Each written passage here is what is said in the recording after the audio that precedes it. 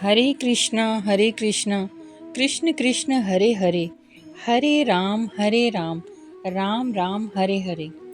हरे कृष्णा। राधे राधे भक्तों। आज वैशाख मास का 7वां दिन है। आइए आज हम वैशाख महात्म के 7वें अध्याय का श्रवण करते हैं।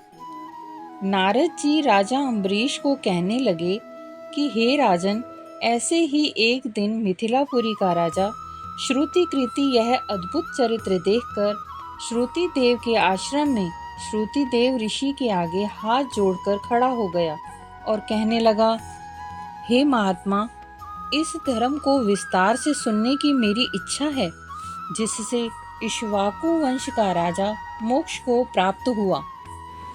यह देखकर श्रुति देव ऋषि कहने लगे कि हे राजन, तुम धन्य हो जो युवा अवस्था में ही तुमको भगवान के प्रिय धर्म के लिए इतना प्रेम है।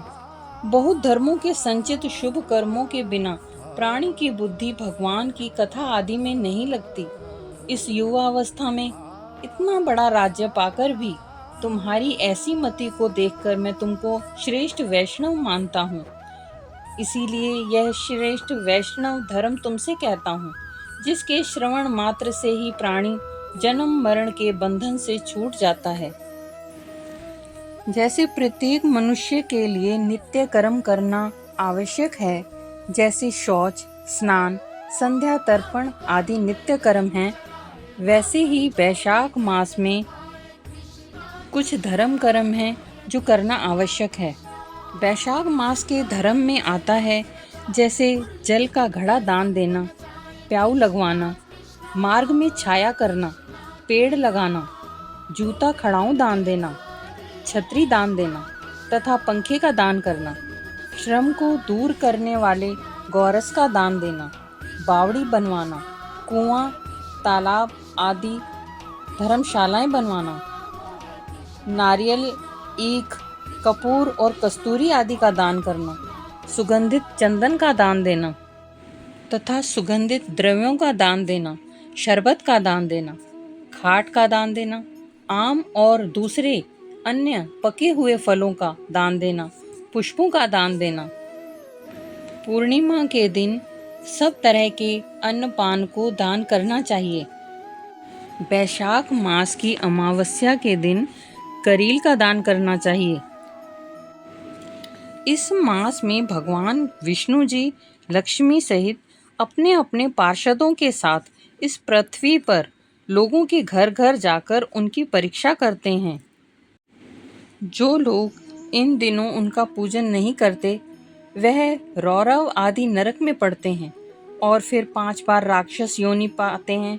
इसीलिए इस मास में अन्न और जल से भूखे प्यासे प्राणियों की रक्षा अवश्य करनी चाहिए।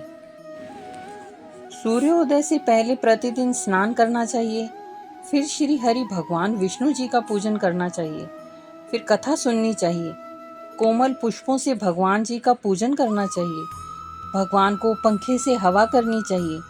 भगवान को भोग लगाना चाहिए। गायों को घास डालना चाहिए और ब्राह्मणों के चरण धोना चाहिए। गुड़ आंवलों का दान देना चाहिए।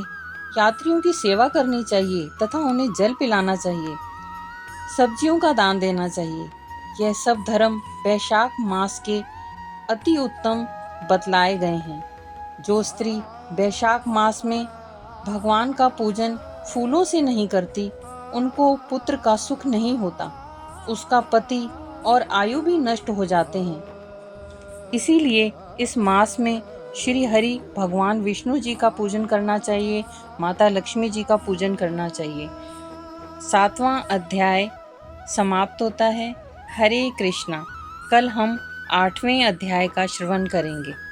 राधे राधे भक्तों।